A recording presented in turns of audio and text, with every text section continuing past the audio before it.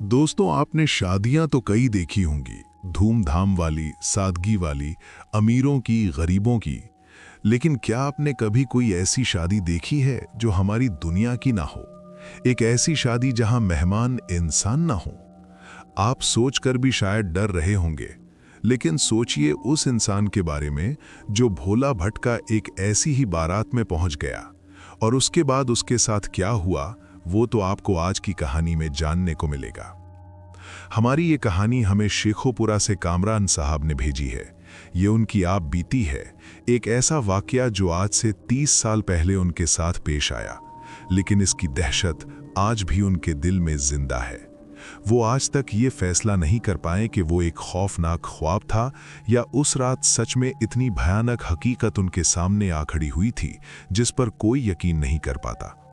नाजरीन, आज की ये कहानी बेहद खौफनाक और दिल दहला देने वाली है। मेरा यकीन कीजिए, ये आपको अंदर तक हिला कर रख देगी। तो हेडफोन लगा लीजिए, कमरे की लाइट्स ऑफ कर लीजिए, क्योंकि ये वक्त हो रहा है डरने का। तो आइए ये कहानी सुनते हैं खुद कामरान की ज़बानी। मेरा नाम कामरान है और मैं पंजाब के शहर शेखोपुरा के करीब एक छोटे से गांव का रहने वाला हूं। ये बात है 1992 की। उस जमाने में मैं एक फोटोग्राफर हुआ करता था। मेरा काम गांव और आसपास की बस्तियों में होने वाली शादी ब्याह की तकरीबात में तस्वीरें खींचना था। मेरे पास एक पुराना वेस्पा स्कूटर था जो मेरा साथी भी था और मेरी रोजी रोटी का जरिया भी। इसी पर अपना कैमरा और सामान लादकर मैं मुख्तलिफ देहातों में पहुंच जाया करता था। कभी कभार शहर से भी कोई काम मिल जाता, लेकिन ज्यादातर मेरा काम देही इलाकों तक ही महदूद था। उस जमाने में आजकल की तरह डिजिटल कैमरे नहीं होते थे। हमारे पास वो पुराने कैमरे थे जिनमें रील डलती थी। एक रील में सिर्फ 36 तस्वीरें आती और वो रील भी खासी महंगी होती थी, इसलिए हर एक तस्वीर बड़े ध्यान और सोच समझकर खींचनी पड़ती थी।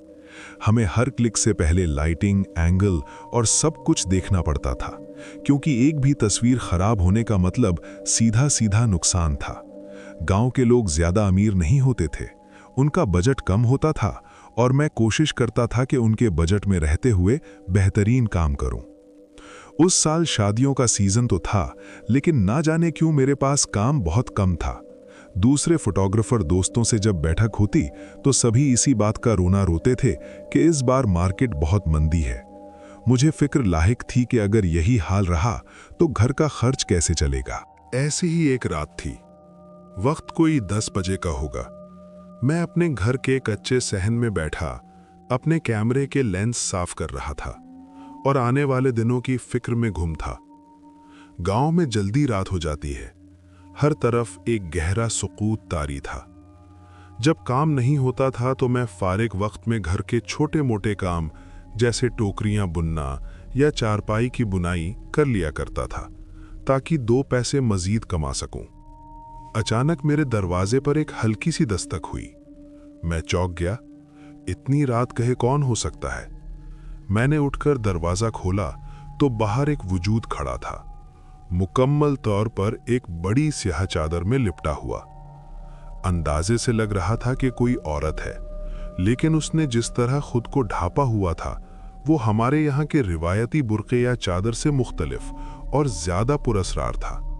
सिर्फ उसकी आंखों की जगह पर एक बारीक सी जाली थी।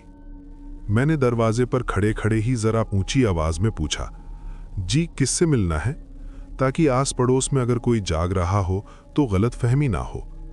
मेरी अभी शादी नहीं हुई थी, रिश्ते की बात चल रही थी और मैं नहीं चाहता था कि मेरे नाम पर कोई हर्फ आए। उस औरत की आवाज आई, बहुत धीमी और सरगोशी जैसी। कामरान फोटोग्राफर आप ही हैं? मैंने कहा, जी मैं ही हूं, फरमाइए। वो बोली, एक शादी है, रात की, हंगामी सूरत हाल है। हमारा फोटोग्राफर वक्त पर नहीं पहुंच सका, क्या आप चलेंगे? मेरे कान खड़े हो गए। काम तो मुझे चाहिए था, लेकिन इतनी रात को उस पुरअसरार तरीके से दिल में एक खटका सा पैदा हुआ। मैंने पूछा, रात की शादी अभी कहां पर है? उसने बताया कि गांव यहां से कोई 20-22 किलोमीटर दूर है और हमें अभी निकलना होगा। बारात का वक्त हुआ चाहता है। उसने ये भी कहा कि आपको ठीक 12 बजे वहां पहुंचना है। मैंने कहा, बीबी इतनी दूर और वो भी अभी रात में, रास्ते भी अच्छे नहीं हैं, कुछ बयाना तो देना होगा आपको। मेरा उसूल है, मैं बगैर बयाने के काम नहीं लेता। ये सुनकर वो चंद लम्हे खामोश रही, फिर अपनी चादर के अंदर हाथ डालकर कुछ टटोलने लगी। मैंने सोचा शायद पैसे निकाल रही है, लेकिन उसने अपना हाथ बाहर निकाला तो उसमें एक अंगूठी थी, चांदी की बनी हुई, पुराने डिजाइन की, जिस पर कोई नगीना जड़ा था। उसने वो अंगूठी मेरी तरफ बढ़ाते हुए कहा, इस वक्त मेरे पास नकद कुछ नहीं है, आप ये रख लें, ये मेरी अमानत है। जब आपको आपकी पूरी रकम मिल जाए तो मुझे ये वापस कर दीजिएगा। मैं हिचकिचाया। किसी की अमानत, खासकर एक जेवर अपने पास रखना मुझे मुनासिब नहीं लगा। मैंने इनकार करते हुए कहा, नहीं बीबी, आप ये अपने पास रखें, मुझे आप पर एतबार है। आप कह रही हैं तो मैं चलता हूँ, वहाँ पहुँचकर ही हिसाब कर लेंगे। मेरा ख्याल था कि जो औरत अपनी चांदी की अंगूठी अमानत के तौर पर दे रही है वो धोखाबाज नहीं हो सकती। वो औरत खामोशी से मुड़ी और अंधेरे में ऐसे गायब हो गई जैसे कभी थी ही नहीं। मैंने जल्दी जल्दी अपना सामान समेटना शुरू किया। वक्त तेजी से गुजर रहा था। 10:30 तो यहीं बज चुके थे। मुझे 12 बजे तक 22 किलोमीटर का फासला तय करना था। मैंने अपना पुराना कैमरा, कुछ इजाफी रीलें, फ्लैश गन और बैटरियों वाला एक इजाफी लाइटिंग का स्टैंड अपने बैग में डाला। बैग को स्कूटर के आगे रखा, खुद पर गरम चादर लपेटी और स्कूटर को किक मारकर स्टार्ट कर दिया। वो रास्ता वाकई बहुत खराब था, कहीं कच्चा, कहीं पक्का, और ज्यादातर इलाका बिल्कुल वीरान और सुनसान था। उस जमाने में इन रास्तों पर रात को लूटमार की वारदातें आम थीं। मेरे दिल में भी धक धक हो रही थी, लेकिन मजबूरी और काम की लगन खौफ पर हावी थी। स्कूटर की मध्यम सी रोशनी अंधेरे को चीरती हुई आगे बढ़ रही थी और हवा की साएं साएं की आवाज मेरे कानों में गूंज रही थी। तकरीबन 11:15 बजे मैं उस बताए हुए गांव की हुदूद में दाखिल हुआ, लेकिन यहां पहुंचकर मेरा दिल बैठने लगा। पूरे गांव में घुप अंधेरा था। कहीं कोई रोशनी, कोई शामियाना, कोई सजावट, शादी वाला कोई माहौल दूर दूर तक नजर नहीं आ रहा था। गांव मुकम्मल तौर पर सो रहा था। मेरे माथे पर पसीना आ गया। क्या मेरे साथ मजाक हुआ है या मुझे लूटने के लिए यहां बुलाया गया है? मैं सोच ही रहा था कि किसी घर का दरवाजा खटखटाकर पूछूं कि अचानक मुझे सड़क के किनारे वही स्याह चादर वाला वजूद खड़ा नजर आया। वो मेरा ही इंतजार कर रही थी। मैं हैरान रह गया कि ये मुझसे पहले यहां कैसे पहुंच गई। मैंने तो स्कूटर भगाया था और रास्ते में कोई और सवारी भी नजर नहीं आई। मैंने स्कूटर रोककर जरा तल्खी से पूछा, ये क्या है? यहां तो कोई शादी नजर नहीं आ रही। आपने तो कहा था। उसने मेरी बात काटते हुए उसी धीमी आवाज में कहा, मैंने पता इस गांव का दिया था, लेकिन शादी यहां नहीं है। यहां से सीधा आगे निकल जाओ। गांव खत्म होगा तो आगे एक पुरानी हवेली आएगी। बहुत बड़ी हवेली है, रोशनियों से जगमगा रही होगी। शादी वहीं है। मैं उसे कुछ और कहना चाहता था, पूछना चाहता था कि आप कैसे जाएंगी, लेकिन मेरे अंदर इतनी हिम्मत नहीं हुई कि मैं एक अनजान औरत को अपने पीछे स्कूटर पर बैठाने की पेशकश करता। गांव का माहौल था, कोई देख लेता तो बात का बतंगड़ बन जाता। मैंने सिर्फ इतना पूछा, और आप? वो बोली, तुम चलो, मैं पहुंच जाऊंगी। मुझे लेने वाले बहुत हैं, तुम बस वक्त पर पहुंचो। उसका जवाब भी अजीब था। मैंने स्कूटर स्टार्ट किया और उसके बताए हुए रास्ते पर चल पड़ा। गांव की आखिरी गली से निकलते ही एक कच्चा रास्ता शुरू हो गया जो वीराने की तरफ जाता था। थोड़ा आगे जाकर, जैसा उसने कहा था, दूर से रोशनियों की एक झिलमिलाहट नजर आने लगी। जैसे जैसे मैं करीब होता गया, एक अजीम शान पुरानी तर्ज की हवेली की शक्ल वाज़ेह होती गई। हवेली को कुमकुमों और लड़ियों से ऐसे सजाया गया था जैसे आसमान से सितारे जमीन पर उतर आए हों। एक लम्हे के लिए मेरी सारी परेशानी और खौफ दूर हो गया। मैं खुश हो गया कि ये तो वाकई किसी बहुत बड़े रईस या जमींदार की शादी लगती है। यहाँ तो पैसे भी अच्छे मिलेंगे। मेरा शक बेजा था। मैंने हवेली के एक तरफ अपना स्कूटर खड़ा किया। मुझे ये देखकर थोड़ी हैरत हुई कि वहां कोई और गाड़ी, मोटरसाइकिल या साइकिल तक खड़ी नहीं थी। हालांकि अंदर से लोगों की मौजूदगी का एहसास हो रहा था। हवेली के सदर दरवाजे पर मुझे वही औरत मिली। उसने कहा, आ गए तुम, चलो अच्छा हुआ, अब जल्दी से अपना काम शुरू करो, 12 बजने ही वाले हैं। मैं हवेली के अंदर दाखिल हुआ। अंदर का मंजर बाहर से भी ज्यादा शानदार था। बड़ा सा सहन, चारों तरफ मेहराब वाले दालान, बीच में फव्वारा, लेकिन माहौल में एक अजीब सी खामोशी थी। लोग थे, बहुत सारे लोग थे, लेकिन कोई ऊंची आवाज में बात नहीं कर रहा था, कोई कहकहा नहीं था, मौसीकी का कोई शोर नहीं था। तमाम औरतों ने चेहरे नकाब या घूंघट से ढांपे हुए थे और मर्द मेहमान अपनी अपनी टोलियों में खड़े आपस में कुछ सरगोशियां कर रहे थे। मैंने सोचा कि शायद कोई वीडियो वाला भी होगा, उससे मिलकर काम की तरतीब बना लूं, लेकिन वहां मेरे अलावा कोई और कैमरामैन नजर नहीं आया। मैंने एक साहब से पूछने की कोशिश की कि दूल्हा कहाँ है या मुझे लाइट के लिए प्लग कहाँ मिलेगा, लेकिन उन्होंने मुझे ऐसे देखा जैसे मैं हूं ही नहीं और मुंह फेर कर चले गए। एक दो और लोगों से भी यही सुलूक हुआ। मुझे बड़ी अजीब सी सूरत हाल का सामना था। मैं फोटोग्राफर था, शादी में मेरी एक अहमियत होती थी, लोग मेरे आगे पीछे फिरते थे, लेकिन यहाँ कोई मुझे घास ही नहीं डाल रहा था। सब मुझे अजनबी और कुछ कुछ दुश्मनी भरी नजरों से घूर रहे थे। मेरा एतबार डगमगाने लगा। न बयाना मिला था, न कोई बात करने को तैयार था। इतने में वही औलत फिर मेरे पास आ गई। क्या हुआ, परेशान क्यों हो? मैंने अपनी मुश्किल बताई। मुझे कोई बता ही नहीं रहा कि काम कहाँ से शुरू करूं, दूल्हा कहाँ है, लाइट कहाँ लगाऊं। उसने मुझे सब कुछ समझाया। दूल्हा किस कमरे में है, औरतों का हिस्सा कौन सा है, मर्दों का कौन सा है। और फिर जाते जाते उसने एक बहुत ही अजीब बात कही, एक ऐसी बात जो उस वक्त तो मुझे एक मामूली सी हिदायत लगी, लेकिन बाद में जिसके मानी मुझ पर खुले। उसने कहा, एक बात याद रखना, काम खत्म हो या ना हो, फज्र की अजान से पहले पहले यहां से निकल जाना। अजान के बाद एक लम्हा भी यहां मत रुकना। मैंने कहा, ठीक है बीबी, मैं वक्त से पहले ही चला जाऊंगा। मैंने अपना कैमरा संभाला और पहले हवेली के बाहर के कुछ शॉट्स लिए, फिर मेहमानों की तरफ बढ़ा। मैं लोगों से कहता, जनाब जरा मुस्कुराइए, इस तरफ देखिए, लेकिन कोई टस से मस न होता। वो अपनी जगह बुत की तरह खड़े रहते, जैसे उन्हें कोई फर्क ही न पड़ता हो कि उनकी तस्वीर आ रही है या नहीं। मुझे ऐसा लगा जैसे मैं किसी मुजस्समों की महफिल में आ गया हूं।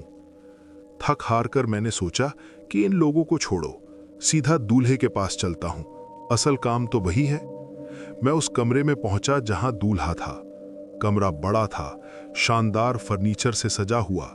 दूल्हा एक बड़ी सी कुर्सी पर बैठा था, मुकम्मल तौर पर तैयार। उसने शेरवानी पहनी हुई थी और चेहरे पर सेहरा सजा था, जिसकी वजह से उसका चेहरा ठीक से नजर नहीं आ रहा था। वो पास रखी एक प्लेट से कुछ खा रहा था। मैंने कमरे के एक कोने में अपनी लाइट सेट की और खामोशी से बैठ गया कि जब ये खाना खत्म कर ले तो बात करूं। कुछ देर बाद उसने खुद ही सर उठाकर मेरी तरफ देखा और पूछा, जी? मैंने कहा, मैं फोटोग्राफर हूं, आपकी तस्वीरें लेनी है। वो खामोशी से सर हिलाकर सीधा होकर बैठ गया। मैंने अपना कैमरा उठाया, आंख कैमरे के व्यू फाइंडर पर रखी ताकि फ्रेम सेट कर सकूं और एक अच्छी तस्वीर ले सकूं। और जैसे ही मैंने लेंस के अंदर से देखा, मेरे पैरों तले से जमीन निकल गई। जैसे ही मैंने कैमरे के व्यू फाइंडर से देखा, मेरे पूरे वजूद में खौफ की एक सर्द लहर दौड़ गई। सामने जो मंजर था वो नहीं था जो मेरी नंगी आंखें देख रही थीं। मेरी आंखों के सामने एक शानदार रोशनियों में नहाया हुआ कमरा था, जिसमें एक सजा सजाया दूल्हा बैठा था, लेकिन कैमरे के लेंस के अंदर एक खौफनाक मंजर था।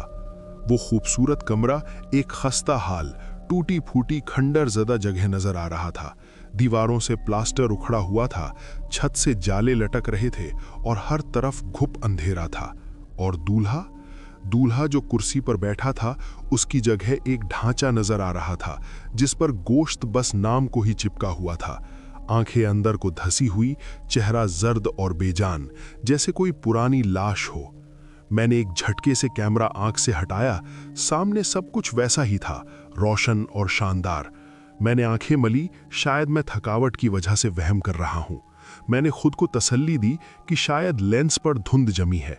मैंने कपड़े से लेंस को अच्छी तरह साफ किया और दोबारा हिम्मत करके व्यू फाइंडर से झांका।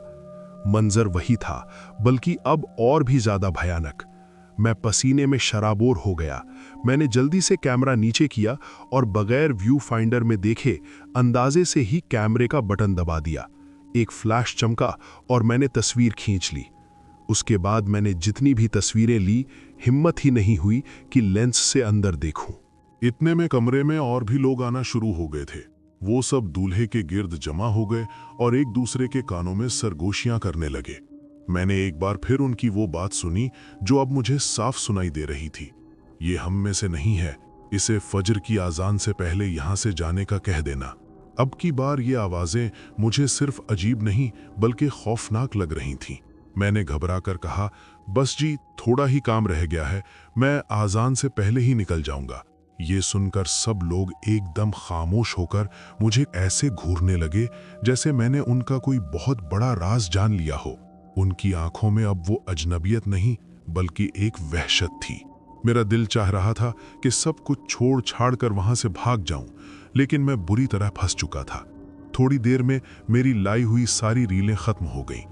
मैंने सुकून का सांस लिया और उनमें से एक बुजुर्ग नजर आने वाले शख्स से कहा, जनाब, मेरी रीलें खत्म हो गई हैं, अब मैं मजीद तस्वीरें नहीं खींच सकता, अब मैं चलता हूं। आप मेरे घर आकर तस्वीरें ले लीजिएगा और वहीं हिसाब कर दीजिएगा। ये सुनना था कि उस शख्स के चेहरे पर एक सख्त तासुर उभरा। उसने सर्द लहजे में कहा, जाने की इतनी जल्दी क्या है? तुम्हें बताया था ना, तुम हमारे मेहमान हो और मेहमान मेजबान की इजाजत के बगैर नहीं जाता। तुम्हें फज्र की आजान से कुछ देर पहले जाना है, अभी नहीं। उसका लहजा एक हुक्म की तरह था। मैं सहम गया। अब मुझे खाने के लिए कहा गया। मैंने इनकार किया, लेकिन वो बज़िद थे। मुझे कुर्सी पर बिठा दिया गया। उस बुजुर्ग ने पूछा, क्या खाओगे? मेरे हलक से आवाज नहीं निकल रही थी। मैंने सोचा कि अगर मैं किसी ऐसी चीज का नाम लूं जो यहां मौजूद ना हो तो शायद मेरी जान छूट जाए। मैंने डरते डर से कहा, जी, चिकन बिरयानी। ये कहना था कि मेरी आंखों के सामने एक नाकाबिले यकीन वाकया पेश आया। मेरे सामने जो खाली मेज थी, उस पर पलक झपकते में धुआं उड़ाती हुई चिकन बिरयानी की एक प्लेट नमूदार हो गई। कोई उसे लेकर नहीं आया, वो बस वहां आ गई। मेरे होश उड़ गए। मैंने कांपते हाथों से एक निवाला लिया। जायका बेहतरीन था, लेकिन खौफ से मेरे हलक से नीचे नहीं उतर रहा था। मैंने सोचा, काश पानी मिल जाता, और अगले ही लम्हे मेज पर पानी का एक जग और ग्लास मौजूद था। अब मैं जान चुका था कि ये कोई आम महफिल नहीं है। ये लोग इंसान नहीं है। डर के मारे मेरा बुरा हाल था। मैंने देखा कि वो औरत जिसने मुझे बुलाया था मेरी तरफ आ रही है। मैंने उससे कहा कि मेरी रीलें खत्म हो गई हैं, मैं बेकार बैठा हूं। उसने मुस्कुरा कर कहा, फिक्र न करो, रीलें खा गई हैं, अपना बैग तो देखो। मैंने कांपते हाथों से अपना बैग खोला तो वो रीलों के नए डब्बों से भरा पड़ा था। कम से कम 30 रीलें होंगी, जबकि मैं सिर्फ 4 लेकर आया था। अब मुझे जबरदस्ती दोबारा कैमरा थमा दिया गया और तस्वीरें खींचने को कहा गया। इस बार खौफ ने मेरे हवास तेज कर दिए थे। मैंने लोगों को गौर से देखना शुरू किया और फिर मुझे वो चीज नजर आई जिसने मेरी रूह फना कर दी। उनमें से किसी के भी पांव जमीन पर नहीं थे। वो सब के सब जमीन से कुछ इंच ऊपर हवा में मुअल्लक थे। उनके लंबे लिबास की वजह से पहले मेरा ध्यान नहीं गया था, लेकिन अब मैं साफ देख सकता था कि वो चल नहीं रहे थे, वो तैर रहे थे। फिर एक रस्म के दौरान कुछ औरतों ने अपने नकाब उठा दिए। उनके चेहरे जर्द, सूखे हुए और आंखें अंदर को धसी हुई थीं, जैसे कई हफ्ते पुरानी लाशों के चेहरे हों। अब सारी कड़ियां मिल चुकी थीं।